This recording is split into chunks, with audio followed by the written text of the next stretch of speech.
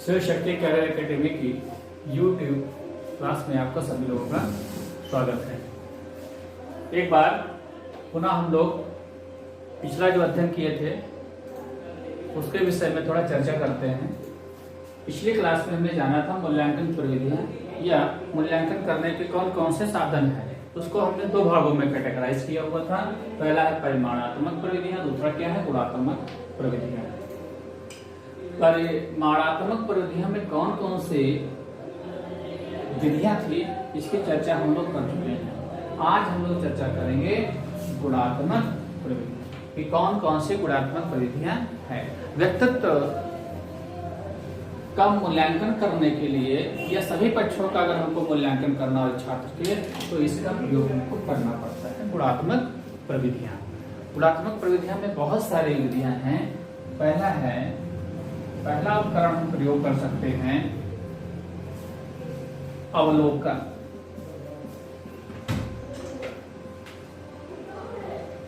हमने आपको सीसी में बताया था कि अवलोकन के माध्यम से बिना हम पेपर पेंसिल के छात्र के विषय में बहुत सारी सूचनाएं ग्रहण कर सकते हैं। उसका अनुशासन स्तर कैसा है, उसका बैठने का तरीका कैसा है, बातचीत करने का तरीका कैसा है, वो हम कैसे जान सकते हैं अवलोकन से। दूसरा है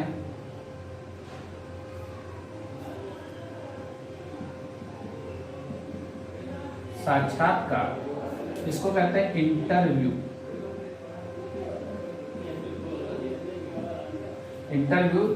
इंटर प्लस व्यू।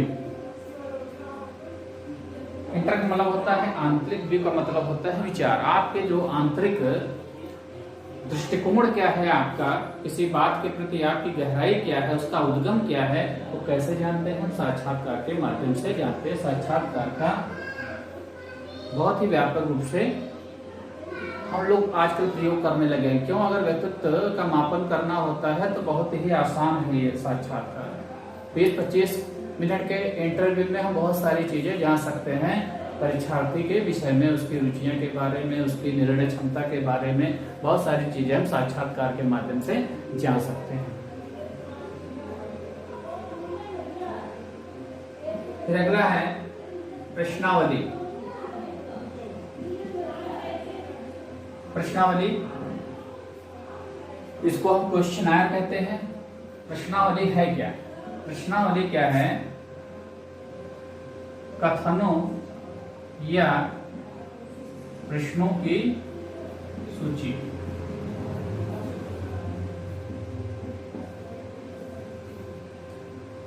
मान लीजिए हम आपके समायोजन का अध्ययन करना चाहते हैं, समायोजन क्षमता पर, तो इसमें क्या करेंगे, बहुत सारे समायोजन से संबंधित कथन होंगे, बहुत सारे समायोजन से संबंधित प्रश्न होंगे, आपके सम्मुख प्रस्तुत किए जाएंगे और आपको पढ़ करके उनका उत्तर देना होगा। तो ये विधि क्या कहलाती है? प्रश्नावली।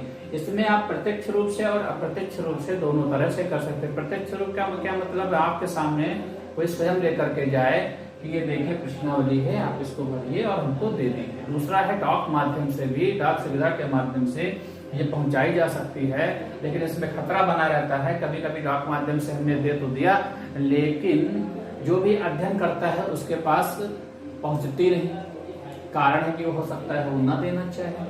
लेकिन इसका एक फायदा ये भी है, जब लिखने की बारी आती है तो व्यक्ति अपने अनछुए पहलुओं को जो किसी से शेयर नहीं करना चाहता, उन बिंदुओं को भी वो लिख देता। बोलने कहा जाए नहीं बोलेगा, लेकिन कुछ मैटर ऐसे भी होते हैं कि व्यक्ति बोलेगा तो नहीं, लेकिन वो क्या लिखित रूप में आपको जानकारी दे देगा। या कुछ ऐसे भी चीजें हैं जिनको व्यक्ति समाज में खुले रूप से संबोधित नहीं करना चाहता, ऐसे विचारों को, वो भी क्या है, अगर आप उसको एक प्रकार का आश्वासन देते हैं कि आपके विचारों को लीक नहीं होने दिया जाएगा और एक दूसरे से ओपन नहीं किया जाएगा, तो क्या होता है, अपने गुप्त विचार भी आपके सामने प्रकट कर सकता है। तो यहाँ पे प्रश्नावली क्या है, एक प्रकार से देखिए गूढ़ जो विचार हैं, जो आपके प्रश्न है, उसका भी उत्तर मिल सकता है। फिर अगला है अनुसूची।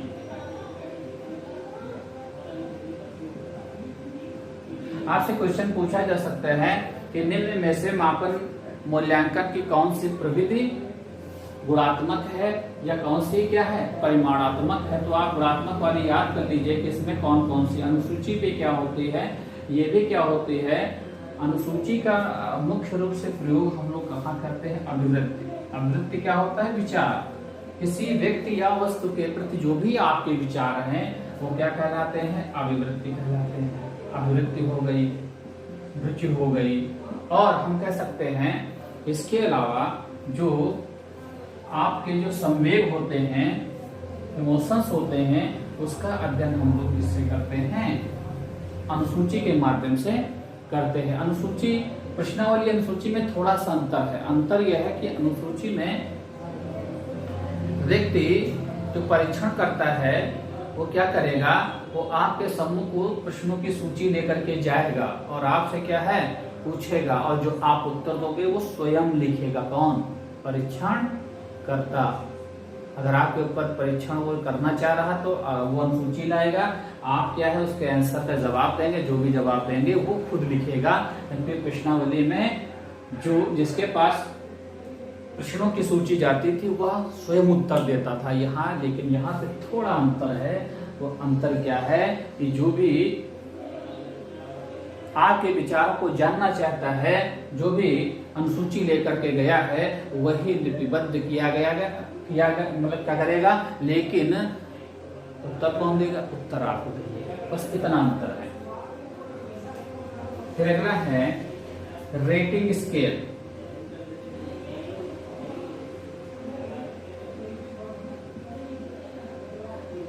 देखिए रेटिंग स्केल क्या है, इसमें जो है 5-7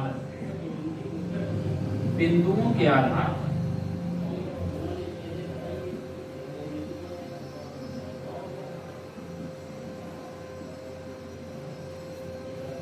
5 या 7 बिंदुओं के आधार पर मूल्यांकन किया जाता है, या हम कह सकते हैं अध्ययन किया जाता है।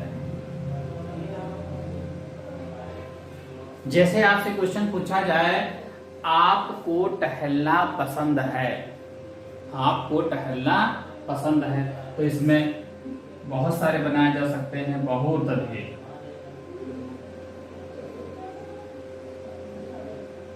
फिर दूसरा ऑप्शन दे दिया अधिक, यानी कि बहुत अधिक से क्या है, थोड़ा सा ही क्या है, कम है। फिर आप तीसरा दे दिया सामान्य रूप से पसंद है, ना बहुत ज्यादा ना पसंद है, इतना भी नहीं पसंद कि हम बहुत ज्यादा उसको क्या है पसंद करने लगे। या हम कह सकते हैं ये क्या है, पसंद। यहाँ पे क्या है, पसंद, सामान्य स्तर। अब यहाँ पे आप कह दें नापसंद, और यहाँ पे क्या लिख दिया गया, बहुत अधिक नापसंद, यानी कि हमको घूमने टहलने का शौक क्या है, बिल्कुल भी नहीं है।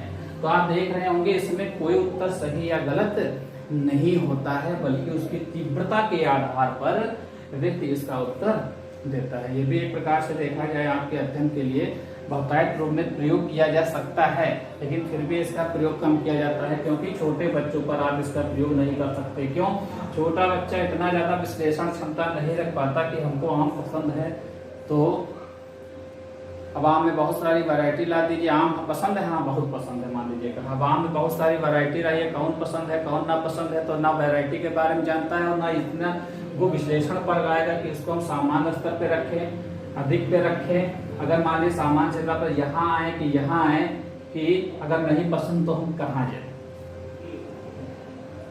तो बड़े में चूंकि तार्किक क्षमता हो जाती है, विश्लेषणात्मक क्षमता हो जाती है, इसलिए बड़े बच्चे इसका तो उत्तर दे सकते हैं और छोटे बच्चों के लिए अप्लीकेबल नहीं हो सकता। तो इसकी एक प्रकार की सीमा है।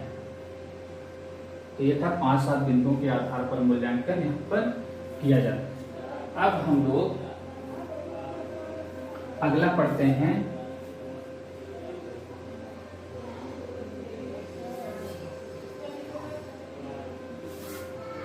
चेकलिस्ट।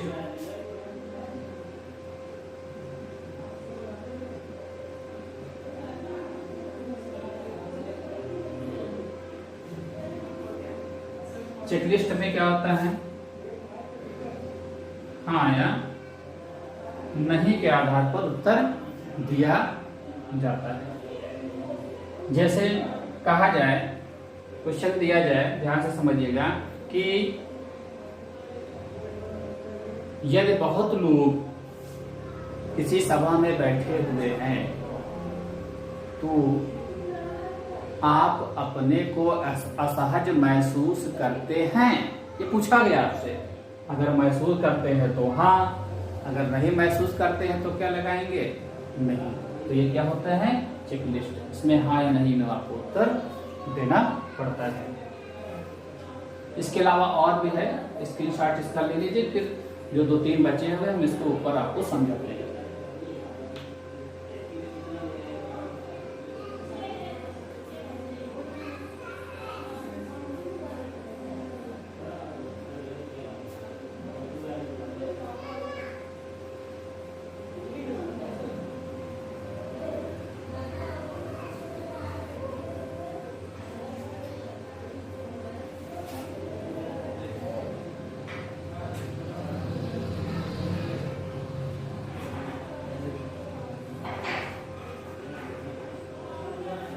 फिर अगला है संचयी अभिलेख।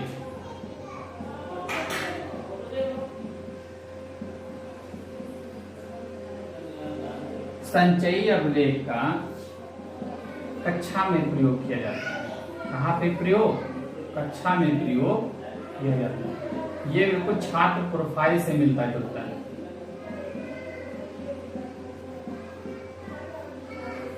मतलब क्या, ऐसी फाइल जिसमें छात्र से संबंधित बहुत सारे आंकड़े दर्ज किए गए हैं। तो संचयी अभिलेख में क्या होगा, छात्र से संबंधित सूचनाएं होंगी।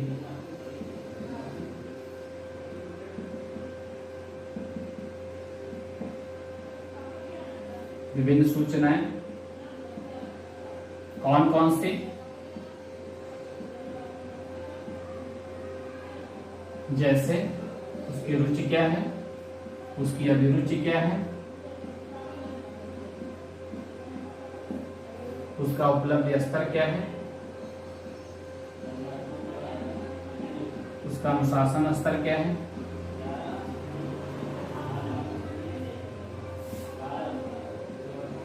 पाठ सहगामी क्रियाओं में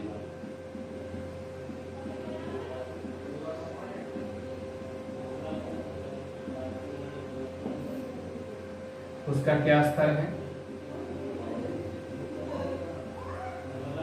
वो कितने दिन विद्यालय आया, कितने दिन विद्यालय नहीं आया, ये सारी सूचनाएं क्या हैं, उसकी रुचि अभिरुचि, उपलब्धि स्तर, अनुशासन स्तर, पाठ्य सहगामी क्रियाओं में जो भी स्तर है, इनसे संबंधित बहुत सारी सूचनाएं एकत्र रहती हैं। इससे फायदा क्या होता है, जैसे मान लीजिए हमने आपको बताया था मूल्यांकन 2 प्रकार के होते हैं, एक आंतरिक मूल्यांकन, दूसरा क्या होता है, बाह्य मूल्यांकन होता है। तो जैसे मान लीजिए बाह्य मूल्यांकन अगर हो रहा है तो मूल्यांकन करता उस छात्र को प्रत्यक्ष रूप से नहीं जानता, तो क्या है, अगर ये भिजवा दिया जाए क्या संचयी अभिलेख, तो उसकी अन्य सूचनाएं वो जान जाता है कि इस बालक के अन्य क्षेत्रों में क्या क्या अचीवमेंट है, तो उसका मूल्यांकन वो आसानी से कर सकता है। अब मान लीजिए कक्षा में प्रयोग किया जा रहा है, जैसे मान लीजिए अब कोई छात्र है वो अपना विद्यालय चेंज कर रहा है, या उत्तीर्ण होके कक्षा 5 उत्तीर्ण हो गया, कक्षा 6 में उसको जूनियर हाई स्कूल में जाना है, तो बच्चा क्या करेगा, उच्च प्राथमिक विद्यालय में उसको जाना, 6 से 8 पे पढ़ना है, तो क्या है, संचयी अभिलेख क्या है, वहीं से शिफ्ट कर दिया जाना चाहिए जो प्राथमिक में बना हुआ। क्यों, जब वो वहां पे जाएगी उच्च प्राथमिक में, तो जो भी वहां का टीचर होगा वो भली वहां के उस छात्र के विषय में बहुत सारी बातें पहले से वो जान जाएगा, और उसके विकास के लिए क्या है, उसको क्या क्या तरीके अपनाने चाहिए, क्या कमियां हैं, क्या उसकी विशेषताएं हैं, उसी को ध्यान में रखते हुए उसको सीखने सिखाने की प्रक्रिया में शामिल करते हैं। फिर एक बचता है आकस्मिक निरीक्षण।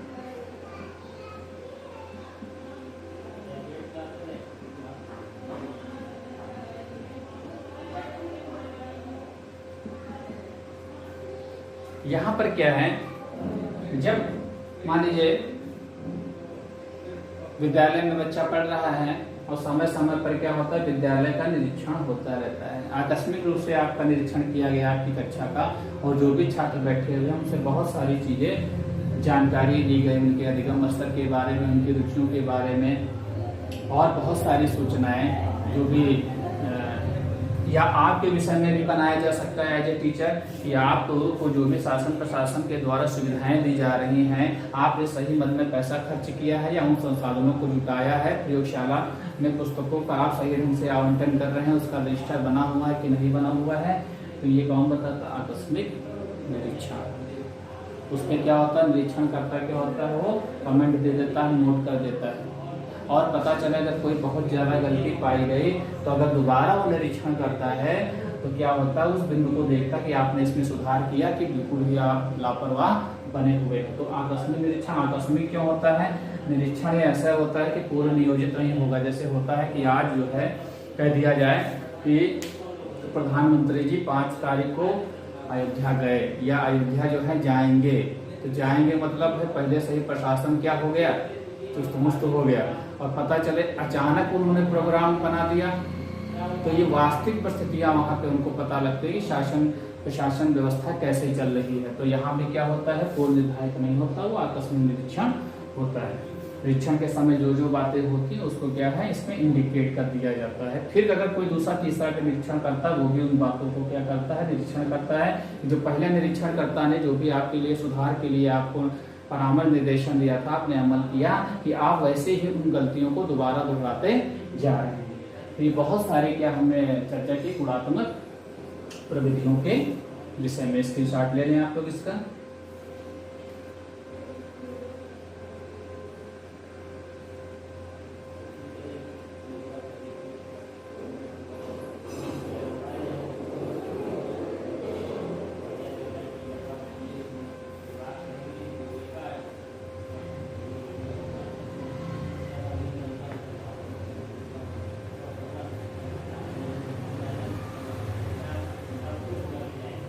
अब समय है, पिछले क्लास में आप लोगों से एक सवाल पूछा गया था कि सीबीएसई ने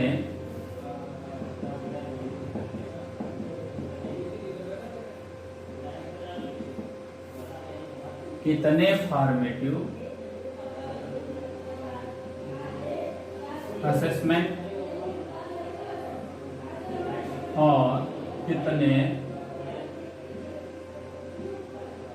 समेटिव असेसमेंट के बारे में निर्णय दिया है या सुझाव दिया।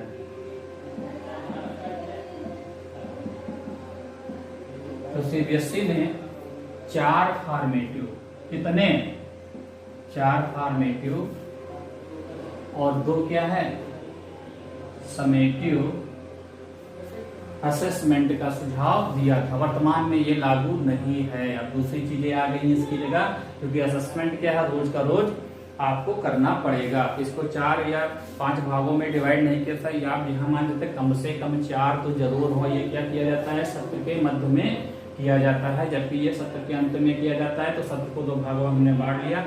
एक छमाही परीक्षा है क्या है, वार्षिक परीक्षा। और इसमें पाठ्यक्रम को कितना वेटेड दिया जाता है, इसमें 10% जो है एक को किया जाता है, तो कुल क्या हो गया 40%। और इसमें क्या है 30% जो है एक समेटिव असेसमेंट को वेट दिया जाता है। तो कुल कितने हैं 2, तो कुल कितना हो गया 60%। तो आप देख रहे हैं एक फॉर्मेटिव असेसमेंट कितना वेटेड रखा हुआ है 10%, तो 4 का कितना रखेगा कोई 40%। इसी तरह एक समेटिव 30% का वेटेड रखता है, तो 2 का कितना रखेगा 60%। अर्थात इस प्रकार आप जोड़ लें 40 + 60 कितना हो गया 100%। इसने जो है पाठ्यक्रम को पूरा का पूरा क्या है कवर कर लिया है। लिखना चाहें आप इसको लिख सकते हैं।